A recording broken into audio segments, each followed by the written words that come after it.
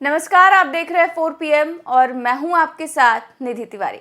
प्रधानमंत्री मोदी जी के आशीर्वाद से कर्नाटक कहीं वंचित ना रह जाए, इसलिए कमल का बटन दबाइए। याद होगा आपको ये बयान जेपी नड्डा ने कर्नाटक में दिया था और लगता है कि अब कर्नाटक को मोदी सरकार अपने आशीर्वाद से वंचित ही कर रही है।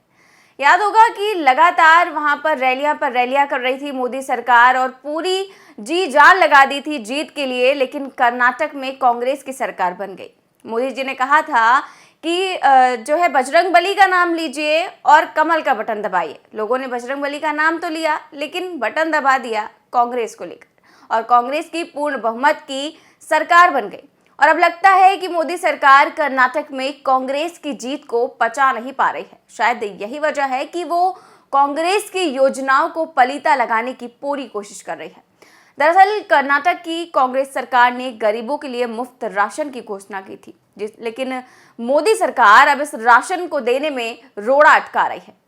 ऐसा लग रहा है कि जैसे मोदी सरकार अब गरीबों की थाली से भोजन भी छीनना चाहती है।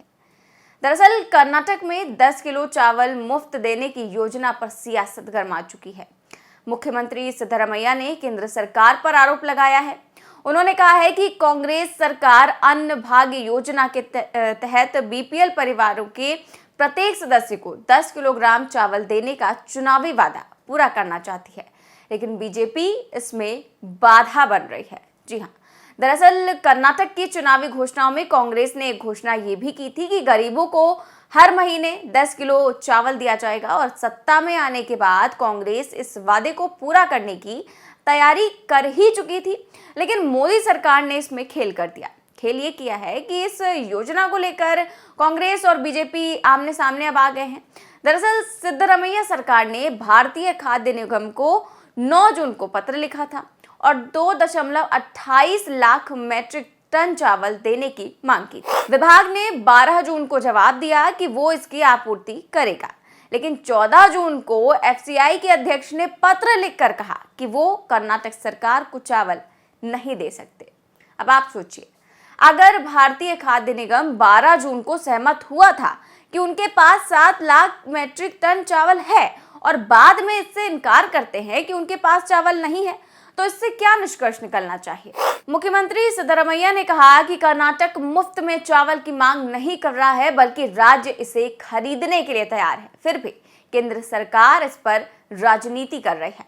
कर्नाटक सरकार तो एफसीआई के पास इसलिए चावल खरीदने के लिए गई कि हर महीने राज्य के गरीब, पिछड़े, दलित, आदिवासी और अल्पसंख्यकों को अन्न भाग्य योजना के तहत चावल की आपूर्ति कर सके, लेकिन इस आदेश के बाद ऐसा नहीं हो पाया।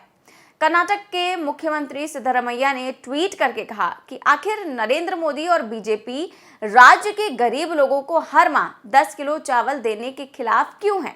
बीजेपी गरीब लोगों का भोजन क्यों छीनना चाहती है? उन्होंने लिखा कि बीजेपी हमेशा से कर्नाटक विरोधी रही और हम 2014 से ऐसा कह रहे हैं।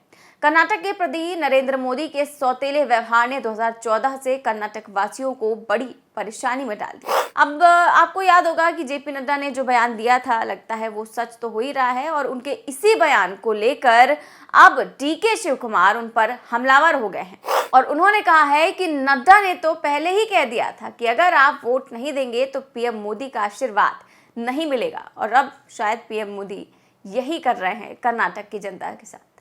लेकिन सवाल यह है कि आखिर मोदी सरकार गरीबों को मुफ्त राशन से वंचित क्यों रखना चाहती है? क्या सच में मोदी सरकार कर्नाटक में हार से बौखला गई है, इतना कि गरीबों की थाली से खाना तक छीन रही है? फिलहाल आप इस खबर पर क्या सोचते हैं, हमें जरूर बताइए। इस खबर में बस इतना ही। देश और दुनिया की तमाम बड़ी खबरें जानने के लिए देखते रहिए 4 PM न्यूज नेटवर्क। नमस्कार।